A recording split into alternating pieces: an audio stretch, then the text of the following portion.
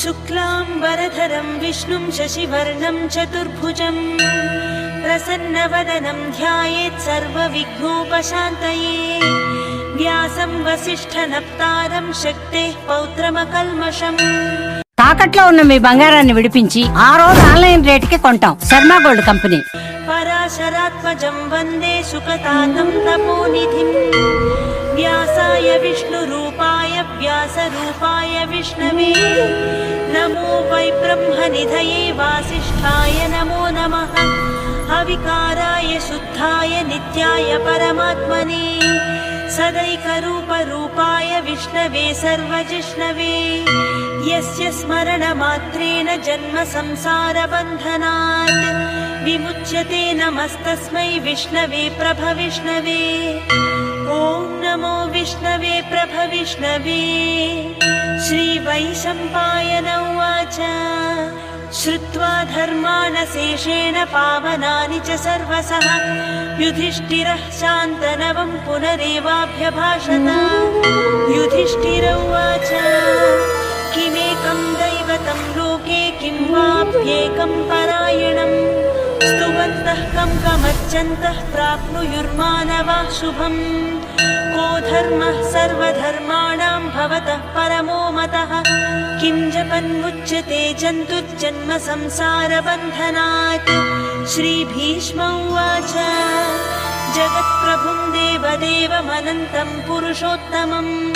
स्तुवन्नाम सहस्रेण पुरुषः सततोत्थितः तमेव चार्चयन्नित्यं भक्त्वा पुरुषमव्ययम् ध्यायन् स्तुवन्नमस्यंश्च यजमानस्तमेव च। अनादिनिधनं विष्णुं सर्वलोकमहेश्वरं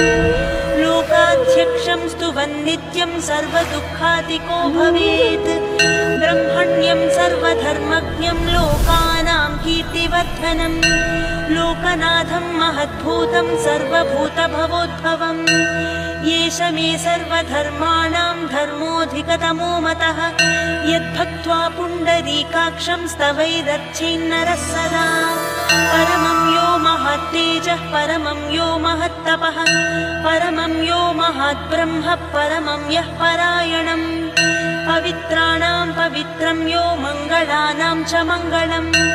दैवतं देवतानां च भूतानां यो व्ययः पिता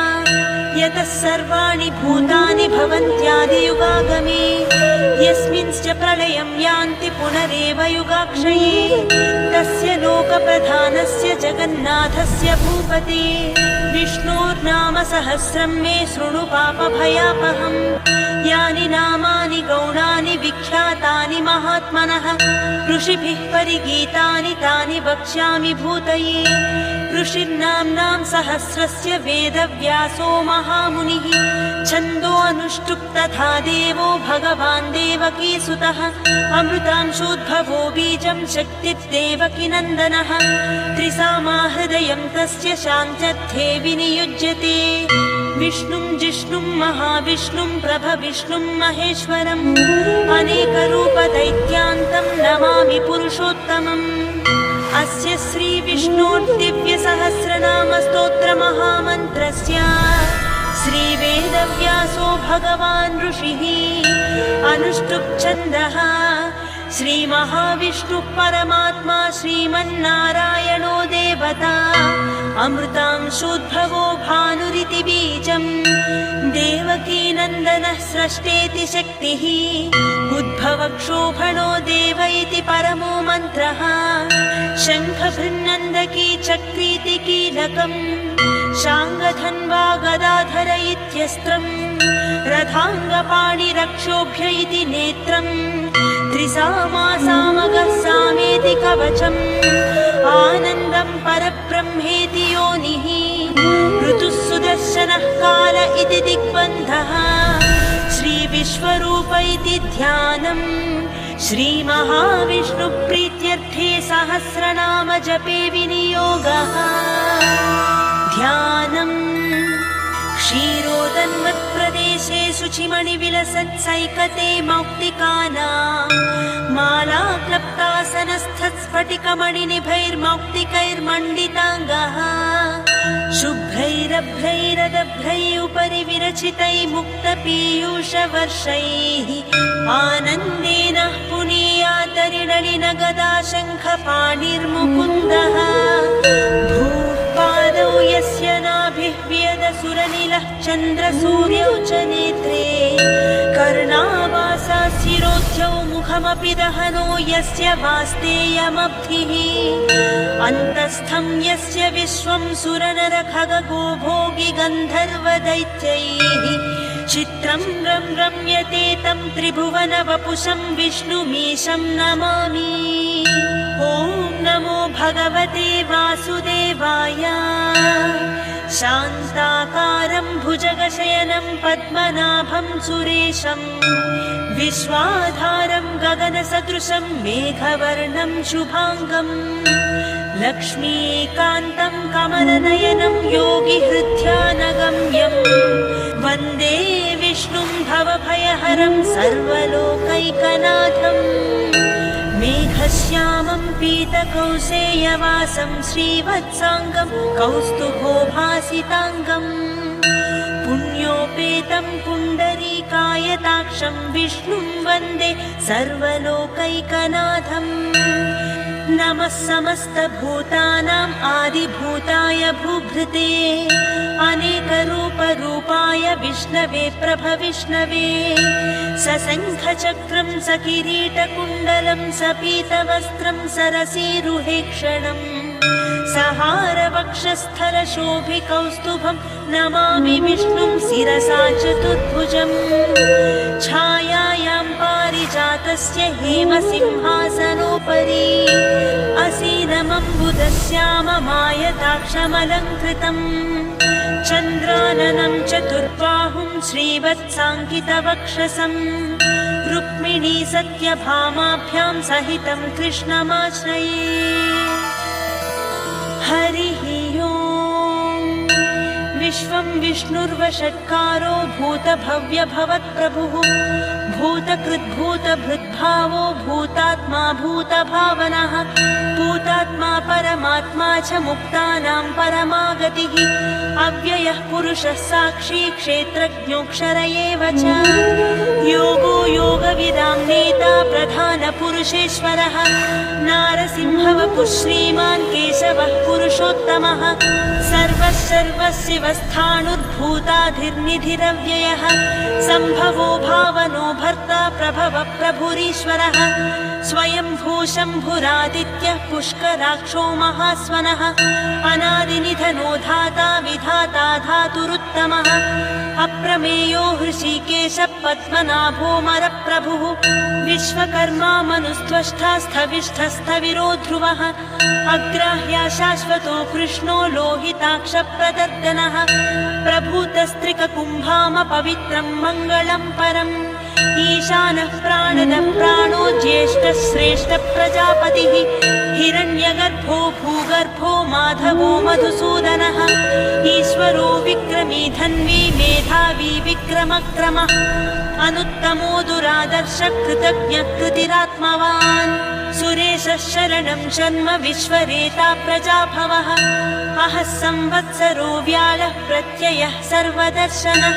अजः सर्वेश्वरः सिद्धः सिद्धि सर्वादिरच्युतः वृषा कपिरमेयात्मा सर्वयोगविनिश्रुतः वसुर्वसुमनः सत्यः समात्मा संवितः समः अमोघः पुण्डरीकाक्षो वृषकर्मा वृषाकृतिः रुद्रो बहुशिरा बभ्रुर्विश्वयोनिः शुचिस्रवाः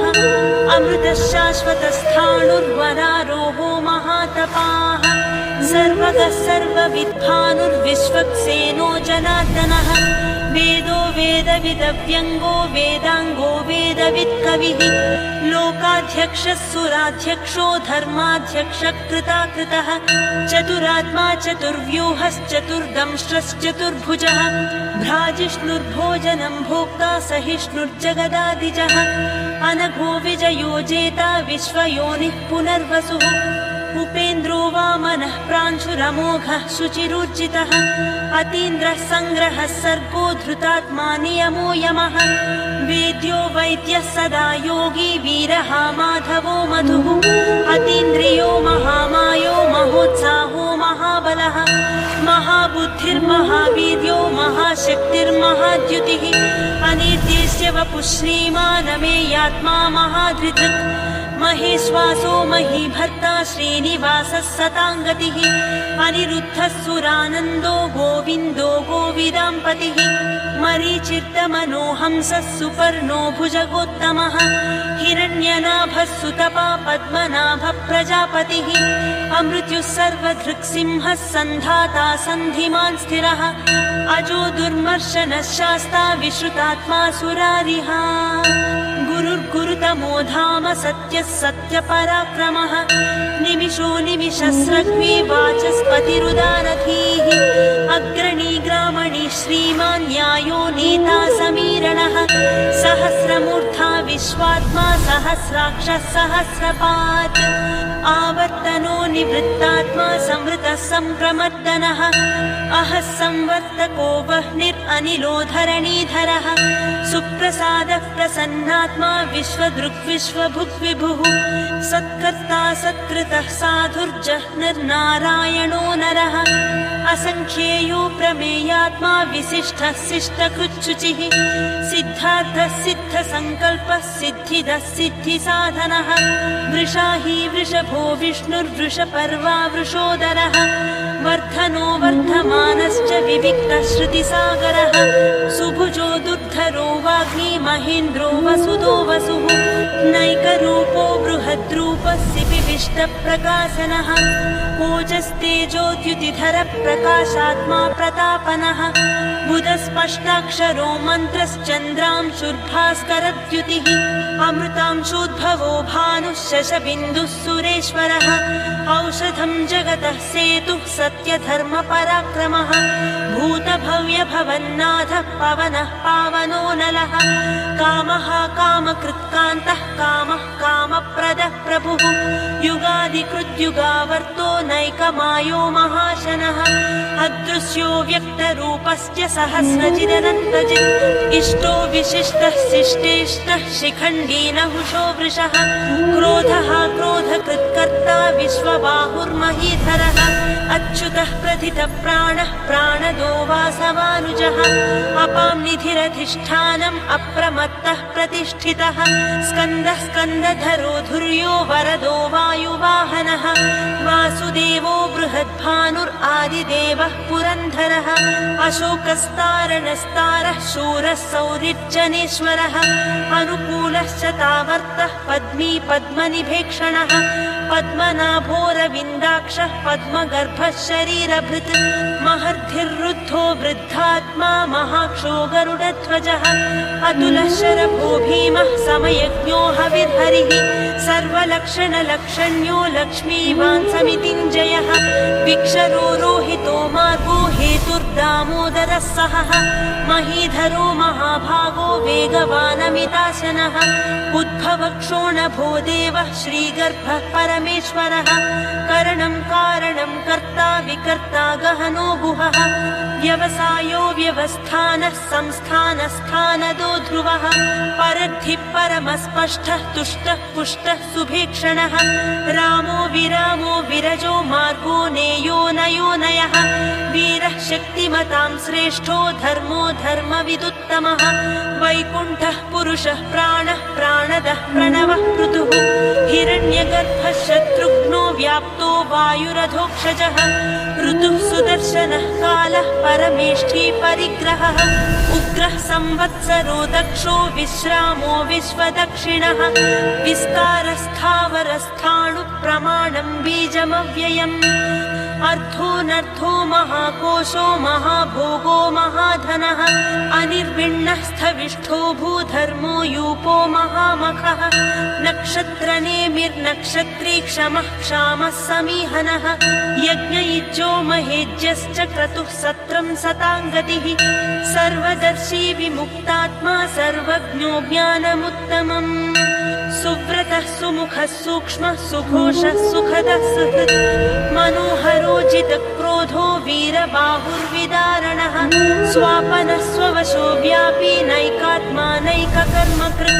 वत्सरो वत्सलो वत्सी रत्नगर्भो धनेश्वरः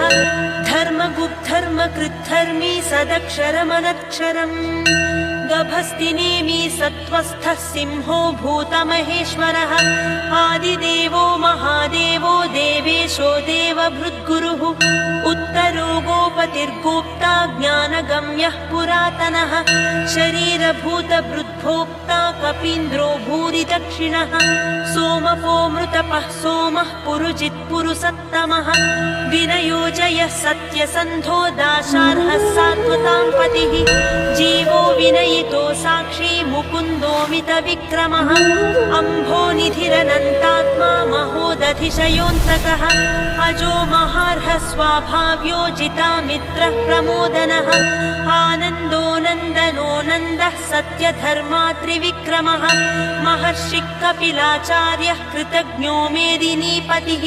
त्रिपदस्त्रिदशाध्यक्षो महाशृङ्गः कृतान्तकृत् महावराहो गोविन्दः सुषेणः कनकाङ्गदी गुह्यो गभीरो गहनो गुप्तश्चक्रगदाधरः वेधाश्वाङ्गोजितः कृष्णो दृढः सङ्कर्षणोच्युतः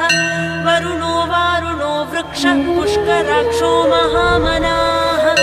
भगवान् भगहानन्दी वनमाली हलायुधः आदित्यो ज्योतिरादित्यः सहिष्णुर्गतिसत्तमः सुधन्वाखण्ड परशुर्दारुणो द्रविणत्प्रदः दिवस्पृक्सर्वदृग्व्यासो वाचस्पतिरयो निजः त्रिसामासामगः साम निर्वाणं भेषजं भिषक् सन्न्यासकृच्छमः शान्तो निष्ठा शान्तिः परायणम् शुभाङ्गः शान्तिदः स्रष्टा कुमुदः कुवलेशयः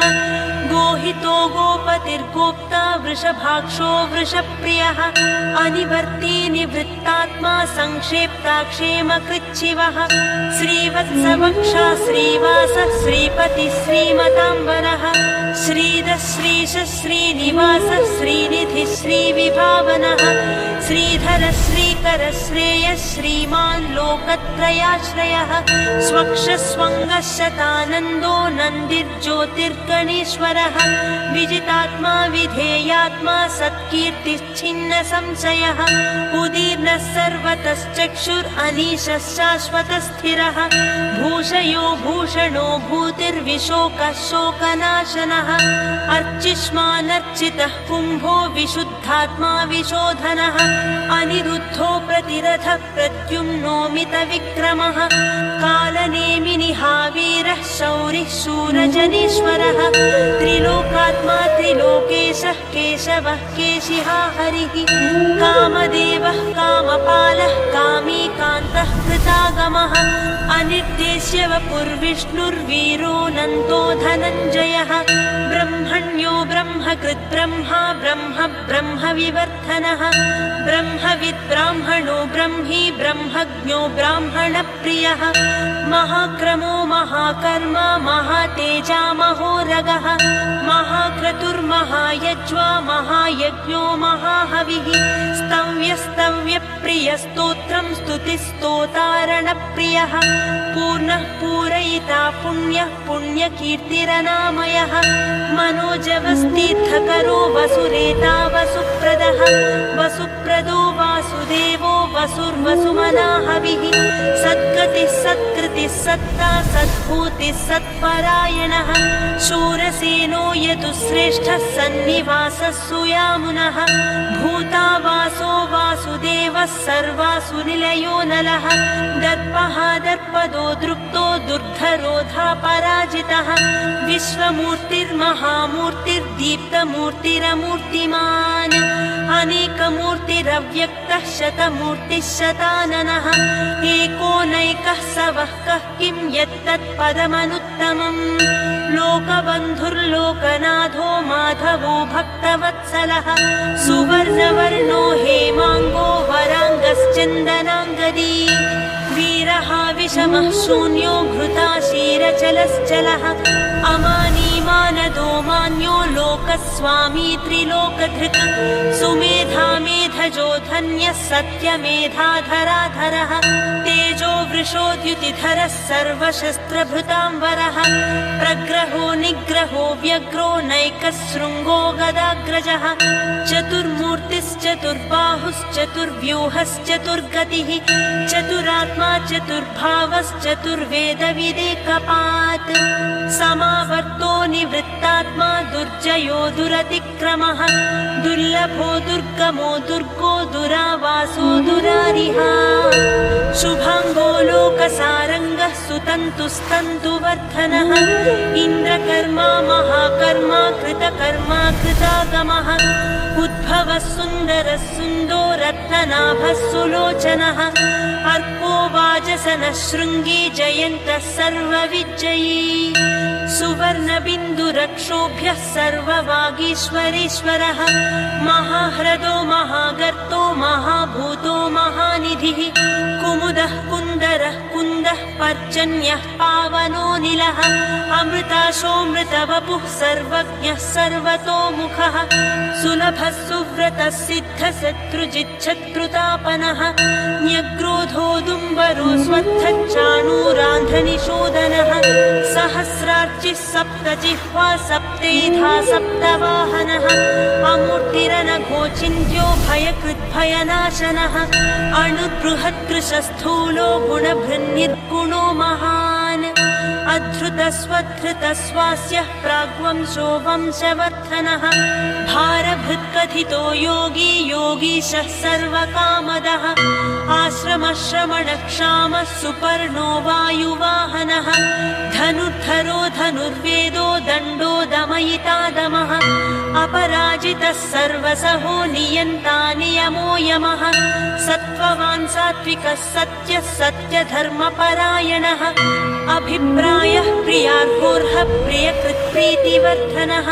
विहाय सगतिर्ज्योतिः सुरुचिर्हुतभुग्विभुः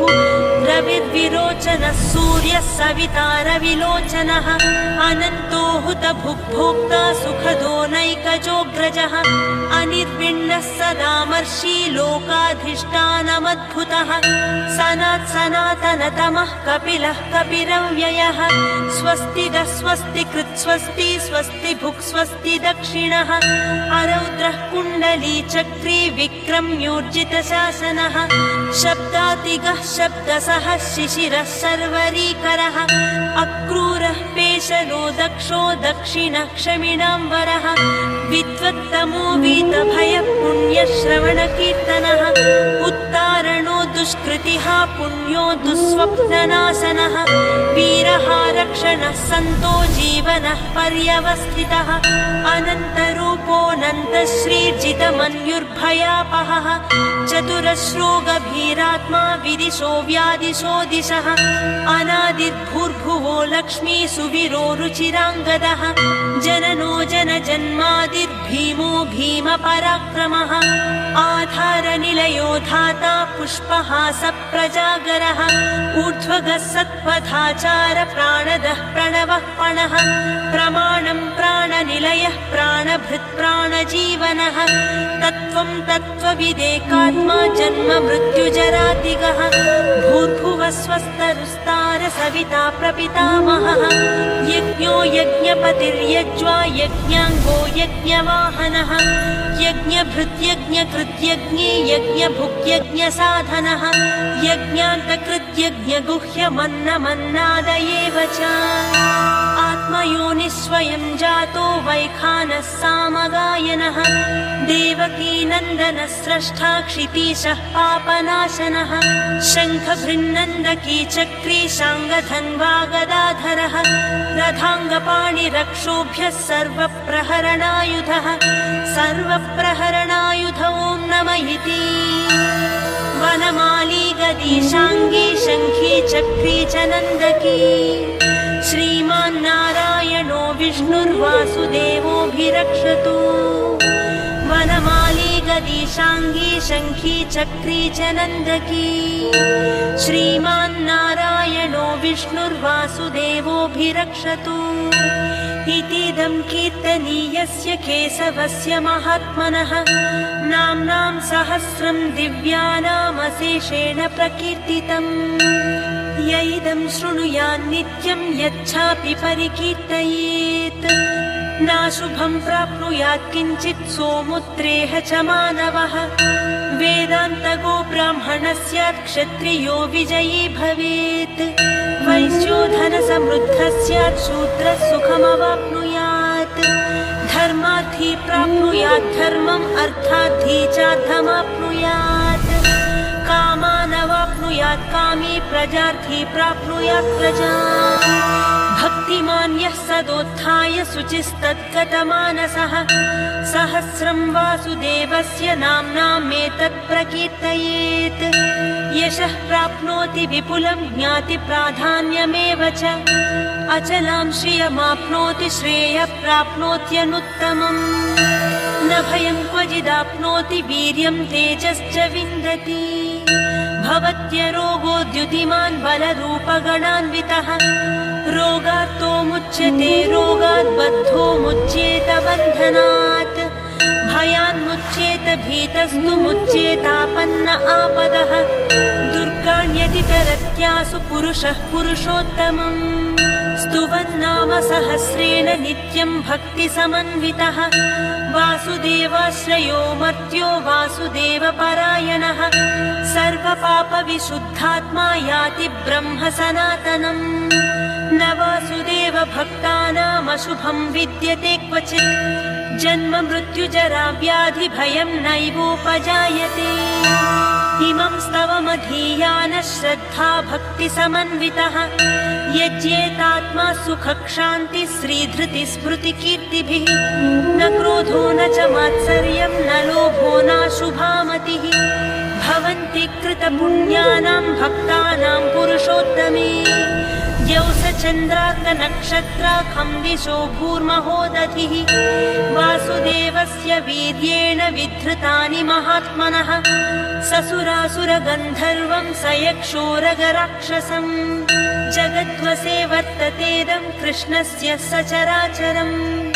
इन्द्रियाणि मनोबुद्धिः सत्त्वं तेजो बलं धृतिः वासुदेवात्मकान्याहुः क्षेत्रं क्षेत्रज्ञ एव च सर्वागमानामाचारः प्रथमं परिकल्पते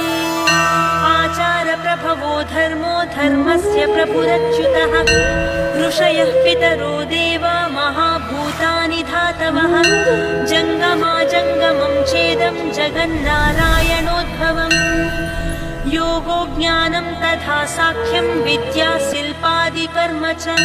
वेदाशास्त्राणि विज्ञानमेतत् सर्वं जनार्दनात् एको विष्णुर्महद्भूतं पृथग्भूतान्यनेकशः